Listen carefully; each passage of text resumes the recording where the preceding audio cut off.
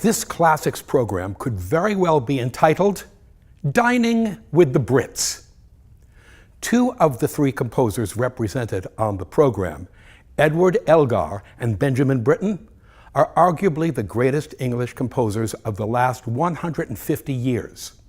The third composer on the program, the brilliant American Christopher Rouse, is represented by a work called Prospero's Rooms. The title is a reference to the castle of Prince Prospero, the protagonist in Edgar Allan Poe's short story, Masque of the Red Death, a character based on Shakespeare's own Duke Prospero, the protagonist of the play, The Tempest.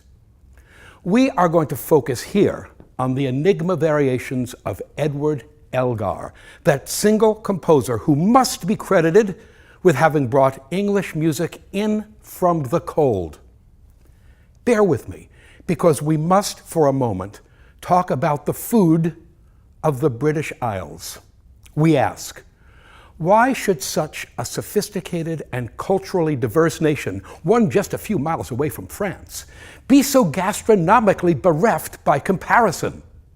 How many of us would honestly prefer an English kidney pudding to a French cassoulet, a cock-a-leekie stew to a fine bouillabaisse, boiled beef to a medium-rare Chateaubriand?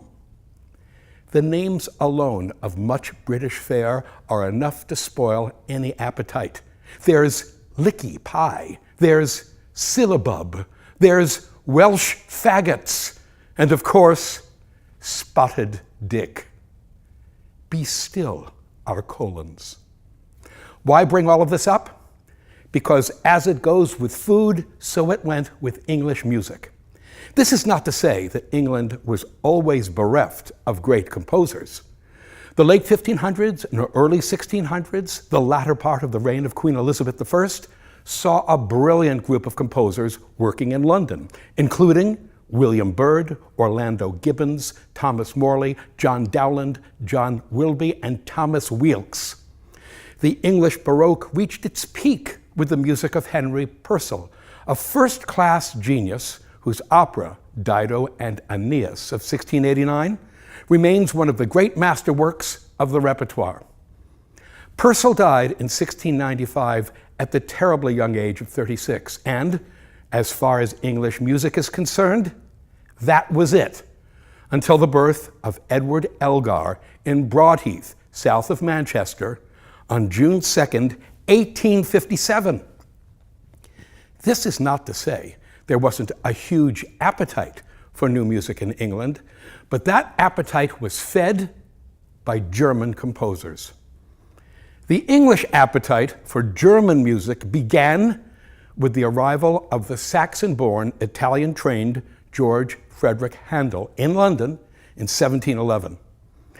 Handel lived and composed in England until his death in 1758, and the English public, aristocracy, and royalty couldn't get enough of Handel's music, to the degree that a native English music ceased to be cultivated. 100 years later, at a time when English literature flourished in the works of Byron, Keats, Shelley, and Wordsworth, it was the German-born Felix Mendelssohn who became the musical hero to yet another generation of English audiences. England became known in Germany as Das Land ohne Musik, the country without music, although what the Germans really meant was that England was the country without composers. Yes, there were native-born composers in 19th century England, but no world-class talents until the appearance of Edward Elgar. Edward Elgar, 1857 to 1934. Elgar, the son of a piano tuner, was almost entirely self-taught as a musician and had virtually no training as a composer. He began writing music at around the age of 10. At the age of 16, he decided to make a career in music, becoming just another provincial hack fiddling away in theaters and taverns and writing forgettable salon compositions for the amusement of the ladies. Elgar was your classic freelance musician. He never said no to a gig. He learned on the job, and my goodness, he did hold down a lot of jobs. He was the organist at St. George's Church in Worcester. In 1877, at the age of 20, he became the director of the Worcester Instrumental Society. In 1879, he began conducting the Worcester Philharmonic and became the accompanist and conductor of the Worcester Glee Club. He played bassoon in a wind quintet and established a studio as a violin teacher. In 1882, he became the conductor of the Worcester Amateur Instrumental Society, and between 1879 and 1884, he conducted the staff orchestra at the County Lunatic Asylum at Powwick. So much for the romance of a career in music. All the while, he composed.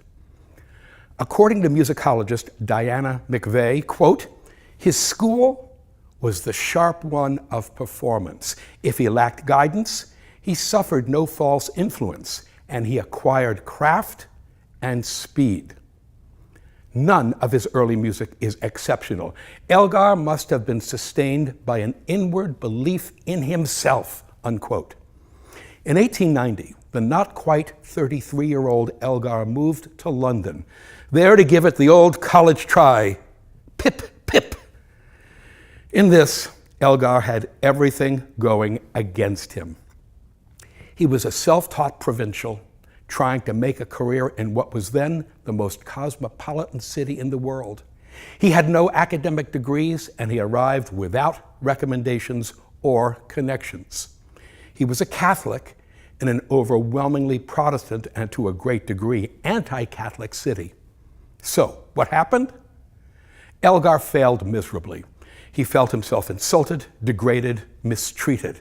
He returned to the English Midlands, depressed and humiliated. Musicologist David Cairns describes Elgar at this time as, quote, a hypersensitive, touchy, moody, at times almost suicidally unhappy genius, an English eccentric who practiced chemistry and who nursed within him a wound that never healed, unquote. Back in Worcestershire, depressed and embittered by his experience in London, the wound that never healed, Elgar continued to compose and conduct, and slowly his reputation grew. Publications and performances followed, and in 1899, at the age of 42, he completed the orchestral work that would make him famous, the Variations on an Original Theme, Opus 36, a piece known today as the Enigma Variations. According to the New Grove's Dictionary of Music and Musicians, quote, the piece was, quite simply, the most distinguished British orchestral work composed to that date, unquote. The piece consists of a theme, 14 variations, a finale, and of course, its title. Enigma means something mysterious, a riddle, a puzzle, a quandary. In fact, the piece presents two separate enigmas, one of which is easily explained, the other which is not. The easy one first. The variations and the finale are entitled with either a name, a set of initials, or, in the case of the 13th variation, a series of asterisks. By his own admission, these titles refer to Elgar's wife, Alice, his friends, a former fiancé, those are the asterisks, and himself. The 14th variation / finale is entitled EDU, which was Elgar's nickname, Edu. The theme, introspective and melancholy, represents Elgar himself. The first four notes of the theme articulate his name, Edward Elgar.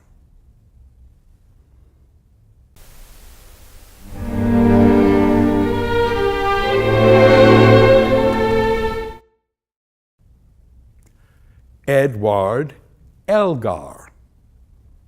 The variations run an extraordinary gamut of moods, from gentle, whimsical, and lyric to gut-bustingly exciting. For example, Here's how Elgar describes one of his best friends, the architect, Arthur Troit Griffith, in Variation 7.